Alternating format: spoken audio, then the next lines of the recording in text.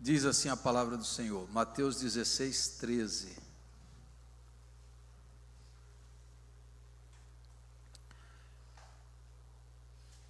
Indo para os lados de Cesareia de Filipe, perguntou a seus discípulos: quem diz o povo ser o filho do homem?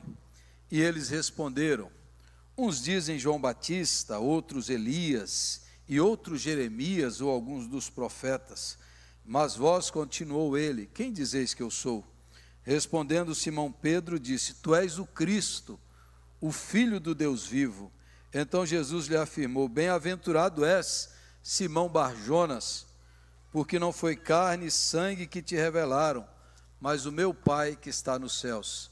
Também eu te digo que tu és Pedro, e sobre esta pedra edificarei a minha igreja, e as portas do inferno não prevalecerão contra ela. Dar-te-ei as chaves do reino dos céus. O que ligares na terra terá sido ligado nos céus, e o que desligares na terra terá sido desligado nos céus. Então advertiu os discípulos de que a ninguém dissessem ser ele o Cristo. Nosso Deus, nosso Pai, aplica essa palavra em nosso coração, em nome de Jesus. Amém. Tem uma palavra comum no nosso meio evangélico, que eu uso muito pouco, porque eu acho que essa expressão foi abusada e foi esvaziada do seu significado. Então, raramente eu uso, é a expressão aceitar Jesus. Não sei se você já percebeu, mas raramente eu faço isso, e eu falo sobre isso, aceitar Jesus. Porque é uma constatação de muitos que a ideia do aceitar Jesus, na nossa cultura brasileira, qualquer lugar que você vá, qualquer ambiente, qualquer reunião, você pergunta para as pessoas: quem quer aceitar Jesus? Aí a pessoa fala: eu aceito. E aí para nós, aceitar Jesus é sinônimo de conversão, de que a pessoa agora mudou de vida, se transformou uma nova criatura. E para a pessoa que faz isso, ela também acredita que ela agora é uma nova criatura, que ela mudou de vida. E isso tem feito mal, porque ela tem gerado uma falsa segurança, falsas conversões. E aí muitas pessoas, elas dizem assim, e depois elas abandonam a igreja, ou não frequentam a igreja, mas dizem assim: eu já aceitei Jesus, eu já estou salvo, eu já vou para o céu, eu já fui, eu sou crente. Essa ideia de que com uma aceitação cognitiva, intelectual, você agora é uma nova pessoa. E essa é uma expressão que tem causado uma falsa segurança e uma sensação a milhões de pessoas no nosso país hoje, milhões, que estão fora de uma congregação, de uma comunidade de fé, que estão fora da participação na obra de Deus, no serviço, que dizem assim: eu já fui crente, eu sou crente, mas não sou praticante, mas eu estou bem com Deus, porque eu já aceitei Jesus. E aí essa expressão, ela me ocorre mais ou menos quando eu estava na escola, eu entrava numa escola nova, que acontece também aqui no nosso meio, assim: qual é o mínimo que eu faço para passar de ano? Qual é a nota? Aí fala assim: é 6, então eu vou tirar 6. Qual é o mínimo para passar de ano? E aqui no Brasil surge um fenômeno que outros países também surgem, que é uma coisa que na Bíblia nunca existiu, que é assim: eu aceito Jesus como meu Salvador, mas eu não me submeto a Jesus como meu Senhor. Ou seja, qual é o mínimo que eu faço? Qual é o jeitinho brasileiro que eu dou para ir para o céu, mas não precisar mudar de vida? É assim: eu aceito Jesus como meu Salvador, mas eu não me submeto a Jesus como meu Senhor. E a gente faz uma divisão que nunca existiu no Novo Testamento. É impossível você ter Jesus como Salvador e não tê-lo como Senhor da sua vida, como dono da sua vida, como mestre da sua vida. Por que eu estou falando isso? Porque nesse texto você vai ver uma divisão muito clara entre o povo, a multidão, e entre os discípulos. E eu poderia chamar hoje aqui, para deixar mais claro, a igreja da multidão e a igreja dos discípulos. Isso faz muita diferença, faz total diferença. Há muita gente que frequenta uma igreja, que vai numa igreja esporadicamente, mas não se converteu a ser um discípulo de Jesus, a ser um aprendiz. A palavra discípulo quer dizer aprendiz, a ser um seguidor de Cristo, a ser um imitador de Cristo. E nesse texto isso fica muito claro, e Jesus falou muito pouco sobre igreja, e esse é um desses textos que Jesus fala sobre igreja. Mais ou menos nesse texto que eles agora surge a igreja, nesse ambiente, nesse contexto. E é importante que você perceba aqui o contexto geográfico dessa história. O texto diz: indo Jesus para as regiões de Cesareia de Filipe. Cesareia de Filipe é uma cidade, é uma região que tem um centro de cultos pagãos, de deuses pagãos. É a região mais pagã de Israel no tempo de Jesus. É a região mais maldita para um judeu. E é nessa localização, nessa proximidade geográfica, que Jesus faz essa pergunta. E a partir daí que Jesus fala da sua igreja. E a partir daí que Jesus fala de ser discípulo dele. Nesse contexto, porque Cesareia de Filipe, depois que Herodes o Grande morreu, cada um dos seus filhos assumiu uma região. E Filipe, um dos filhos dele, assumiu essa região e pegou aquela cidade e, para fazer uma média, uma bajulação com o imperador, mudou o nome da cidade para César, Cesareia de Filipe. Eu, Filipe, estou dando essa cidade para César. Aí muda o nome, mas ali nessa região tem o famoso culto ao deus Pan, que é um deus que ele é metade bode e metade gente. E o culto ao deus Pan é numa caverna, a entrada de uma caverna, que ela tem um buraco tão grande, e tem águas e nascentes de água que saem de lá, é uma nascente de água, mas tem um buraco muito grande, e que eles não conseguem chegar ao fundo. E os pagãos entendem que a entrada daquela caverna é a porta do Hades, a porta da morte, a porta do inferno. E os adoradores do deus Pan, que é naquele lugar onde foi construída a imagem, a estátua dele, depois foi construída uma estátua para Zeus, do panteão grego-romano, mas ali os seus discípulos e seguidores do deus Pan compravam bodes, sacrificavam e lançavam nessa caverna. E se o bode afundasse, eles entendiam que o deus Pan aceitou. Se ele não afundasse, é porque ele não aceitou, você tinha que matar outro bode e oferecer. E aquilo enchia de sangue, e o sangue jorrava da água, e aquele lugar era o lugar da porta do Hades, a porta da morte, Deus Pan. E Deus Pan, da onde vem a palavra pânico, pandemônio, pandemia, vem daí, dessa ideia, desse Deus Pan. E aí tem outros deuses ali, era um lugar maldito, era um lugar de sacrifícios, de cultos pagãos. E nessa geografia, Jesus pergunta para os discípulos e fala sobre a sua igreja: quem é que o povo diz que eu sou? O que eles estão dizendo sobre mim? E aí, os discípulos respondem: olha, uns dizem que o Senhor, veja aí no capítulo 16, uns dizem que o Senhor, versículo 14, é João Batista, outros Elias e outros Jeremias ou alguns dos profetas. Para a multidão, para o povo, eles têm várias opiniões, várias especulações sobre quem é Jesus. E a igreja de Jesus não pode ser baseada, a igreja dos discípulos não é baseada em especulação, em opinião sobre Jesus. A igreja não nasce daí, a igreja sempre nasce da revelação de Deus às pessoas. Então hoje você perguntar quem é Jesus para você. Para muita gente, Jesus é um tipo de, entre aspas, um tipo de São Jorge guerreiro. Porque o Jorge da Capadócia, o verdadeiro, foi um santo de Deus, mas o São Jorge, a lenda, é um mito criado pelos homens. E aí a maioria assim, não, Jesus é o que me socorre, é o que abre a porta do emprego, é que cura isso, na hora que eu estou precisando, eu clamo para Jesus, ele me ajuda. E aí Jesus é um quebra-galhos, Jesus é uma muleta, é um suporte. Jesus é um socorro na hora do aperto, na hora da aflição, na hora que fura o pneu do carro, na hora que a doença vem, eu corro para Jesus, Jesus me socorre. Mas Jesus é só uma muleta existencial, é um acessório da minha felicidade. Jesus é um apêndice para a minha vida. Jesus é um meio, mas o centro da minha vida continua sendo eu e meu ego.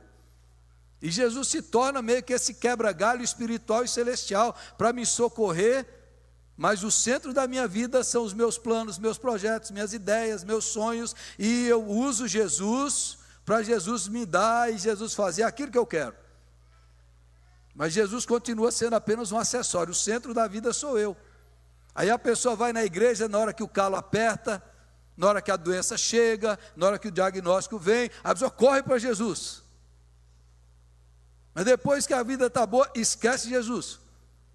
Não, eu tenho que ir atrás das minhas coisas, o que eu quero, eu tenho os meus planos e Jesus existe para satisfazer os meus planos. Então essa ideia de Jesus, apenas como um benfeitor, como um santo que me dá sucesso, como um benfeitor espiritual para me socorrer, está presente na vida de muitas pessoas. Mas a vida, o caráter, o coração, os objetivos, os valores, os princípios, não mudam. Aí você vê crescendo o número de gente que professa o nome de Jesus, que aceitou Jesus, mas continua sendo desonesto nos negócios, mentiroso, fofoqueiro, adúltero, enganador. Continua a maldade crescendo e proliferando, porque tem essa visão, essa distorção de quem é Jesus. Jesus é o meu bem-estar, meu terapeuta espiritual. Eu estou mal, eu estou down. Oh Jesus, me abençoa, agora estou bem. Eu vou para a igreja para eu me sentir bem. Nossa, eu estava mal, pastor, agora eu saí tão legal, maravilha. Mas e o seu próximo? E o seu irmão? E o propósito da sua vida? E o serviço? E a ajuda? E a missão de Deus? E a missão de que Jesus tem? Jesus tem uma missão. A igreja tem uma missão, tem um propósito. Jesus tem um sonho que não é o seu necessariamente. Não, aí não, pastor, por enquanto eu só estou querendo receber o que Jesus tem para me dar. E aí Jesus é confundido. Jesus é apenas um apêndice, um acessório que você busca quando as coisas não estão dando certo. Será que é isso na sua vida? Será que a igreja de Deus para você é apenas esse pronto-socorro espiritual que te socorre? Mas você já parou para pensar, o que é que Jesus quer da minha vida? Para que eu existo? Por que eu estou aqui? Por que eu estou respirando? Será que a minha felicidade individual é o propósito eterno de Deus para mim? Será que eu estou respirando aqui, ocupando lugar nessa terra para quê? Por que eu estou aqui? E às vezes há muita gente assim, que Jesus é uma panaceia. Olha o pan de novo, é uma panaceia para todos os males. Tem um irmão aqui que eu estou olhando para ele agora, ele contou uma história, não vou dizer o nome, mas tinha uma vizinha lá que estava rezando para Jesus. E tinha um desenho de Jesus lá. Eu não conhecia muito bem, ela estava fazendo a oração dela todo dia. E a outra pastora falou, o que você está fazendo? Eu estou falando com Jesus. Aí ela falou assim, não, esse desenho aí não é Jesus não, olha para o pescoço dele. Tinha uma corda no pescoço, era o Tiradentes. Aí eu estou rezando para o Tiradentes. Então, muita gente assim, que está confundindo o negócio, que mistura as crenças, não sabe o que crê, em quem crê, qual é o caráter de Deus, não sabe. E a multidão é assim, um diz que é isso, outro diz que é aquilo, o importante é a gente se sentir bem. Se eu me sentir bem, está bom demais. O importante sou eu que defino. Eu que sou o juízo universal, eu que defino. Eu me senti bem, não sei se é de Deus, não sei de onde é, mas eu me senti bem. Então a multidão é assim, a multidão é confusa, a multidão é consumidora, a multidão só quer ir atrás de Jesus para receber o pão, o milagre, a cura, o socorro, e Jesus também não expulsa as multidões, Jesus não despreza as multidões, Jesus não faz isso. Mas Jesus não se dá, a igreja de Jesus não é a igreja das multidões, porque discípulo você não faz industrialmente, discípulo é formado, é treinado. Jesus só tem 12 que anda com eles, depois tem 70, porque ele sabe que não dá para formar discípulos industrialmente, não sabe. E aí ele vira para os discípulos e fala: mas vocês, quem vocês dizem que eu sou? Quem eu sou para vocês? Aí Pedro, andando com Jesus, vendo Jesus, o Espírito Santo agindo nele, Pedro diz, e faz essa declaração surpreendente, porque como se Pedro tivesse ali, Jesus tem 30 e poucos anos, quase da idade dele, e Pedro olha para aquele homem e tem essa revelação: tu és o Cristo, o ungido, o que os profetas anunciaram, o ungido, aquela unção que Deus dava para o sacerdote, para o profeta e para o rei, aquela unção está sobre você, você é o ungido, não é é o ungido, é o Cristo, é o Filho do Deus vivo, é da mesma natureza de Deus, tu és esse homem.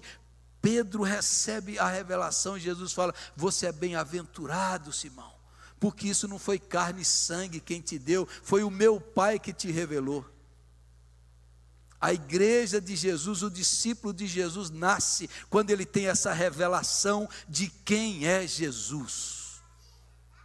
Jesus é o Senhor, Jesus é ungido, Jesus é o Messias, Jesus é o Filho de Deus. Jesus não é o maior isso, maior aquilo, Jesus não está nessa categoria de maior, porque Jesus é inigualável, é incomparável, é singular. Ele é Deus que se fez carne, Ele é o único que jamais pecou, Ele é o único que jamais quebrou a lei, Ele é santo, Ele tem todo o poder, Ele tem toda a graça, Ele tem todo o amor, tudo que é de Deus está nele. Ele é a exata expressão do ser de Deus, Ele é a imagem visível do Deus invisível, Ele é o Senhor absoluto. E Pedro teve essa revelação. Diante de Jesus, você não pode ser indiferente. Diante de Jesus, você adora e obedece, porque ali está Deus. E ele tem essa revelação. E Jesus diz: bem-aventurado és tu, Simão, porque não foi carne e sangue quem te revelou. A igreja tem a revelação de quem é Jesus. Jesus é o Senhor, Jesus é o Criador, todas as coisas existem por meio dele, por ele e para ele. Ele é o ponto ômega de todas as coisas criadas, ele é a expressão do ser de Deus. E Pedro tem essa revelação. Jesus diz: aí nasce a igreja, e sobre esta pedra, que é essa confissão, Pedro, isso que você acabou de falar, eu vou edificar a minha igreja. E o próprio Pedro, na sua carta, diz que Jesus é a pedra fundamental. A pedra que a igreja é erguida não é Pedro, mas é o que Pedro falou, é a revelação que ele teve. A igreja de Jesus surge da revelação de quem Cristo é. O discípulo de Jesus surge quando você para de ter essa relação utilitária e consumista com Deus.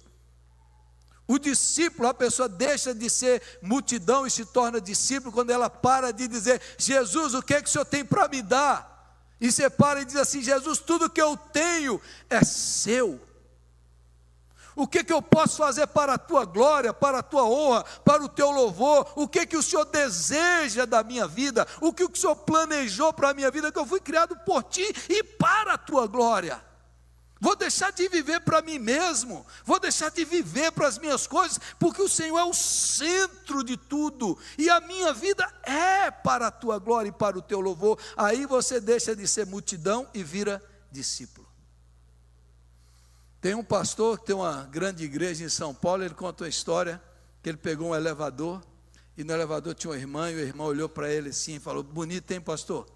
Eu frequentei sua igreja lá, e parei de ir, o senhor nem ligou para mim, nem me viu, nem foi atrás de mim. Aí quando ele ia responder, o elevador chegou e a irmã saiu. E era uma igreja de 2.000 pessoas. E o pastor disse: eu queria ter tido tempo para falar para aquela irmã: irmã, a senhora não fez parte da minha igreja, nem da comunidade que eu sirvo como pastor. Porque no domingo eu tenho um auditório, mas a comunidade é a comunidade que se envolve durante a semana. Essa comunidade eu conheço todo mundo. Eu conheço quem faz parte da comunidade. Eu não conheço quem faz parte do auditório. E essa é uma grande verdade. Nós nos reunimos domingo à noite para ouvir a palavra e cantar louvores. Mas muitos são apenas espectadores, são apenas ouvintes, são apenas aqueles que querem receber alguma coisa para se sentir bem, mas não se dispõem a servir a comunidade, não colocam os seus dons, não se envolvem, não se comprometem. Querem ser consumidores, agradados, afagados, massageados no seu ego, mas não estão dispostos a dizer como é que eu posso servir essa comunidade, como é que Deus quer me usar com os dons, talentos, recursos e a minha vida para o crescimento dessa igreja, a expansão do reino de Deus nesse lugar. Há muita gente, irmãos, com essa relação utilitária e consumista com Deus, mas o discípulo, ele não tem mais direito, o discípulo não tem mais qualquer outro desejo, senão o desejo do seu Senhor. O discípulo só quer conhecer o seu mestre, o discípulo só quer seguir as suas pegadas, o discípulo só quer ser parecido com o seu Senhor. Esse é o objetivo do discípulo, não a minha vontade, mas a tua vontade. O discípulo tem uma oração que Jesus ensinou, que a gente termina o culto aqui dizendo, toda semana, o discípulo ora a oração de Jesus, não da boca para fora, não como uma reza, mas como uma verdade existencial. O discípulo ora: Senhor, santificado seja o teu nome na minha vida. É o teu nome, não o meu nome. Não é o nome da minha igreja, não é o nome do pastor, não é o nome do meu ministério, não é o meu nome. A igreja hoje está morrendo por essa cultura de celebridade, de gente que quer glorificar o nome como Babel. Meu nome, meu nome. O discípulo faz a oração: teu nome, Senhor, é o teu nome. Que venha o teu reino, não o meu reino, não o meu desejo, não os meus caprichos, não a minha necessidade, não o que eu acho, não o que eu gosto, não a minha opinião, mas o teu reinado venha reinar, Senhor, na minha vida, na minha casa, nos meus relacionamentos, porque o reino de Deus chegou em Cristo. O reino de Deus está onde a vontade de Deus é feita. Por isso que ele seja feita a tua vontade. Aqui na terra, como é feita no céu. Onde que a vontade de Deus é feita? Com tanta guerra, mentira, corrupção, injustiça, promiscuidade, destruição. Onde que a vontade de Deus é feita? Onde que está o reino de Deus? No coração que se rende e diz: Senhor, não seja feita a minha vontade, mas a tua, porque a tua vontade é boa, é perfeita e é agradável. O discípulo ora isso todo dia. O foco dele muda. Não é meu, é teu, porque o meu eu profundo e verdadeiro está incluído no teu, porque quando eu faço a vontade de Deus, eu provo a verdadeira vida, a vida plena, a vida abundante, a vida eterna. Quando o meu ego é crucificado com Cristo, eu começo a viver a vida na dependência do Senhor. É teu. E segundo, a segunda parte da oração, o pão nosso, não é o pão meu, não é apenas a minha comida, não é apenas as minhas coisas, o pão é nosso, é para aquele que Deus me dá, eu possa repartir com quem não tem, é comunitário, o pão é nosso, não é só meu, não é cada um por si, não é cada um faz o seu e se vira, se lasque, essa competição selvagem, não. No reino de Deus, Deus nos dá, é para repartir com aquele que ainda não tem, é para ajudá-lo, é para apoiá-lo, é para socorrê-lo. O pão é nosso, o perdão também é nosso, porque assim como eu preciso do perdão de Deus, eu preciso do seu perdão, eu preciso que você me perdoe, porque eu vou falhar com você, e eu também tenho que me dispor a te perdoar, porque às vezes você vai falhar comigo, e o perdão é nosso, não é só meu, é para ser recebido e para ser dado, compartilhado. Você tem que perdoar, como Deus perdoa em Cristo Jesus. E o livramento, livra-nos do mal. esse mal terrível do maligno, das trevas, da operação do erro, do mistério da iniquidade, dos principados e potestades do mal que se enraizam no coração, na vaidade, no ego, na ganância, na avareza, na briga, na competição. O mal nos cerca de todo lado. Senhor, livra-me do mal, mas livra-nos do mal. Livra os irmãos dessa igreja do mal. Livra, Senhor, das tentações, das seduções, das ilusões, dos enganos. Livra-nos do mal, Senhor. Porque teu é o reino, o poder e a glória. A oração do discípulo é focada em Deus e na comunidade. A oração do discípulo é assim. Eu lembrei essa semana daquela filosofia da tribo africana chamada Ubuntu, que um antropólogo fez uma experiência com eles, pegou aquelas crianças e colocou debaixo de uma árvore um cesto com comida, doces, várias coisas, e falou para os meninos: a cesta está lá, o que chegar primeiro ganha. E aí os meninos deram as mãos e chegaram juntos, e comeram juntos e repartiram. E o antropólogo falou: por que vocês fizeram isso? E o menino respondeu: tio, que graça e que alegria terá eu ganhar sozinho e os meus amigos não ganharem também? Qual é a alegria disso? Eu receber e os outros não. Eu sou, tio, porque nós somos em comunidade, nós só existimos em comunidade. Essa vida individualista nunca existiu na Bíblia. Só eu, isso não existe no Novo Testamento nem no reino de Deus. Essa competição, isso não existe no reino de Deus. Jesus falou: o mundo é assim, mas entre vocês não é. O maior é o menor, é o que serve. Esse é o discípulo não está interessado no nome dele, o discípulo está interessado na vontade de Deus, no reino de Deus e no nome de Deus ser santificado. Eu pergunto para você nessa noite: você faz parte da multidão ou do discípulo de Jesus? Você prefere ser anônimo na igreja? Você prefere não se envolver, não se comprometer, porque você tem muitas coisas na sua vida para fazer? Você vem na igreja apenas para receber, para analisar, para julgar se o culto foi bom, se a mensagem falou com você? Ou você vem aqui para disponibilizar a sua vida nas mãos do Senhor e dizer: Jesus, conte comigo, o que o Senhor deseja de mim? E aí Jesus estabelece a sua igreja. A igreja é formada de discípulos, e as portas do inferno não prevalecerão contra essa igreja. Louvado seja o nome do Senhor. Eu teria muita mais coisa para pregar hoje, mas eu vou parar aqui, porque eu quero que você pense nisso. Eu lembrei na oração ali, na reunião de oração, eu lembrei dessa frase que fazia anos que eu não ouvia. Dwight Moody, o grande evangelista do século XIX, evangelizou milhares de vidas. O Dwight Moody, ainda jovem, numa reunião, um irmão falou uma frase, e essa frase mexeu com ele. E a frase dizia assim: o mundo ainda está para ver o que Deus pode fazer na vida de um homem totalmente consagrado ao Senhor, totalmente entregue a Deus. E o Moody ouviu aquela frase entrou dentro dele. E aquilo dominou, e um dia ele se ajoelhou e falou: Deus, eu quero ser esse homem. Eu quero ser esse homem totalmente rendido aos teus pés, totalmente entregue. Eu quero ser crucificado para Moody, e eu quero viver para Cristo. Eu não quero mais viver, eu quero que Cristo viva em mim, porque eu estou crucificado com Cristo. E a história diz que milhares de vidas se renderam a Jesus através daquele homem.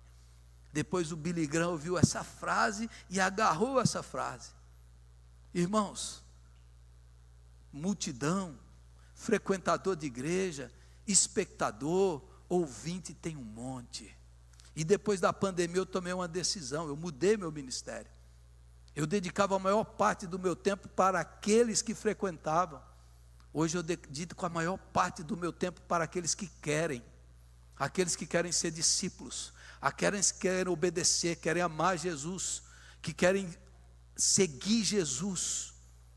Esses discípulos é que vão fazer a diferença nesse mundo, é que tem raiz, que tem compromisso, que tem dedicação. Essa é a igreja que Jesus veio formar, e é a única coisa que Jesus mandou a gente fazer: façam discípulos. façam discípulos, seja discípulo e faça discípulo. Prédio, construção, mas discípulo, só discípulo de Jesus pode fazer. Quantos discípulos você está fazendo? Você está formando? Quanto você tem disponibilizado da sua vida? Você não cansou de ser um crente espectador? De só ouvir, ser um sommelier de culto, sommelier de sermão. Não gostei, faltou isso, faltou aquilo. Eu não gostei daquilo, não me agradou, essa cadeira está quebrada, o ar está muito gelado. Você não parou de reclamar. Olha para o mundo, meus irmãos, olha para o mundo. Olha para as desgraças acontecendo no mundo. O mal está proliferando e você está de braços cruzados sem fazer nada. O império das trevas está aí, e você está aí analisando, julgando, criticando. Como consumidor, anônimo, não quero me envolver, não quero saber, não quero me comprometer. Só espectador.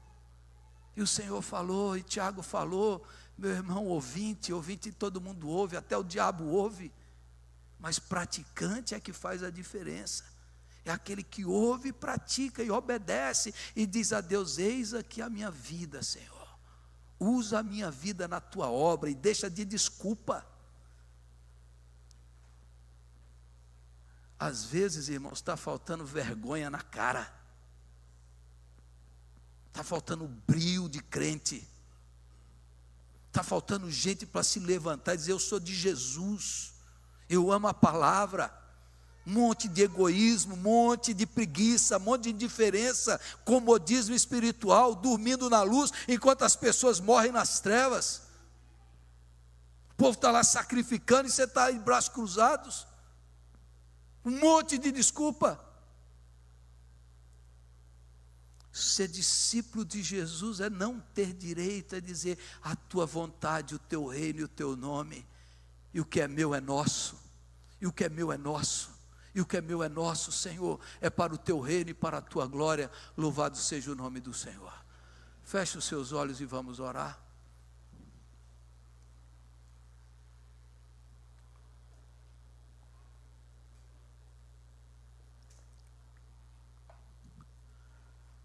Nós temos muitas oportunidades e muita liberdade, irmãos.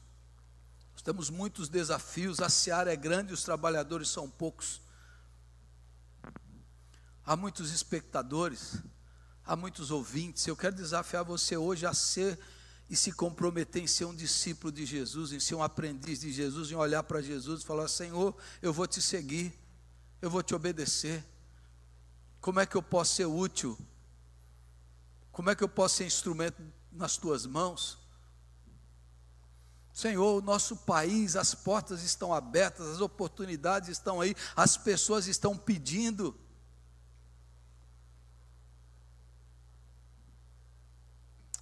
Eu quero te desafiar nessa noite a falar para Deus isso, falar: Senhor, eu quero ser um discípulo.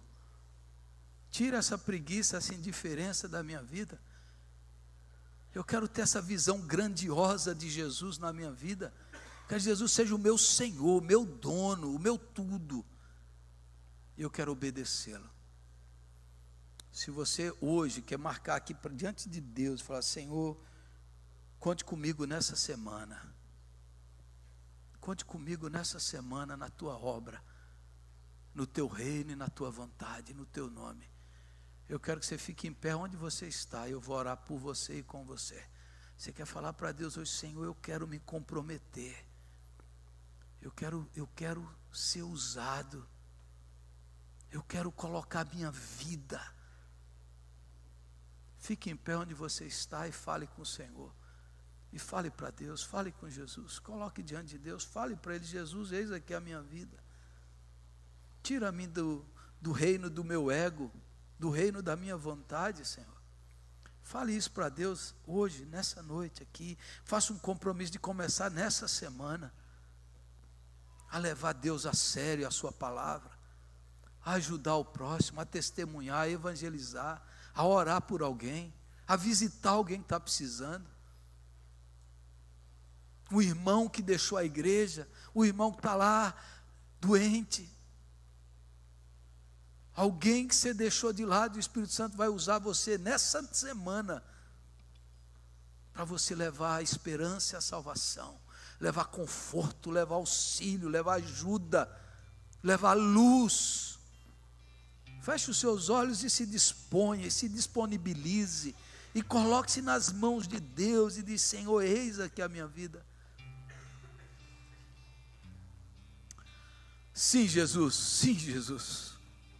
O Senhor é o alfa e o ômega, é o princípio e o fim, é o Senhor dos senhores, o Rei dos reis, que sendo Deus, não se apegou ao fato de ser Deus, antes a si mesmo se humilhou e se esvaziou, e desceu e se tornou homem, mas não somente homem, se tornou servo, mas não somente servo, o Senhor aceitou a morte, e morte de cruz, por mim, por nós, pelo teu povo, pela sua igreja. O Senhor foi traspassado, foi moído, o Senhor deu tudo o que tinha, para nos salvar, aleluia, para nos perdoar, para nos tornar filhos e filhas de Deus, para abrir as portas do céu, para nos dar uma nova história, um novo nome, um novo destino, para nos dar vitória sobre a morte, sobre o pecado e sobre a carne. Louvado seja o teu nome, Senhor, que nos amou, que nos tirou do império das trevas e nos transportou para o reino do Filho do seu amor, e nos trouxe para a comunhão eterna do Pai, do Filho e do Espírito Santo, aleluia, e nos trouxe para a sua igreja. A única instituição que o Senhor tem compromisso é a tua igreja, a única que jamais vai ser destruída é a igreja de Jesus. O Senhor nos deu esse privilégio de fazermos parte do corpo místico de Cristo, da Assembleia Universal, da Assembleia dos Primogênitos, a igreja de Jesus, que foi comprada e lavada pelo seu sangue. Senhor, não nos faça ser espectadores, consumidores de igreja, consumidores de culto. Não nos faça ser espectadores, porque Jesus não morreu para isso. Jesus morreu para nos fazer discípulos, seguidores, imitadores do Cristo vivo, obedecendo a sua palavra, sacrificando o ego, esvaziando, se humilhando, como Jesus, para a gente chegar como o apóstolo Paulo e dizer: não sou eu que vivo, eu estou crucificado com Cristo, e a vida que agora vivo, vivo pela fé no Filho de Deus, que a si mesmo se deu e se entregou por mim. Aleluia, aleluia, Senhor, aleluia, porque essa é a verdadeira vida. Aleluia, Senhor, porque essa é a vida que vale a pena, não a vida egoísta, mesquinha, medíocre, miserável, mas a vida generosa, bondosa, a vida que se entrega todo dia ao Senhor e diz: Senhor, conte comigo. Senhor, conte comigo para ajudar, para servir. Conte comigo para levar o teu evangelho, a tua palavra. Conte comigo para socorrer o faminto. Conte comigo, Senhor, para ouvir o desesperado. Conte comigo, Senhor. Conte comigo, Senhor, na tua obra. Conte comigo na tua igreja. Conte comigo, Senhor, no teu plano universal. Conte comigo, ó Deus, eis aqui. Eu tenho pouco, eu sou pouco, mas o pouco que eu sou, eu me entrego a Ti, Senhor. Eu me rendo a Ti, Jesus. Crucifica esse ego, Senhor. Crucifica essa vida egoísta, preguiçosa, indiferente. Ó Espírito Santo, enche-nos, enche-nos, para mostrar a esse mundo uma vida cheia da glória, do poder e da luz de Cristo. Usa as nossas vidas, Jesus. Usa as nossas vidas, ó Pai, para que o Teu nome seja santificado, para que o Teu reino venha e para que a Tua vontade seja feita. É em nome dEle que eu oro e Te agradeço. Amém e amém.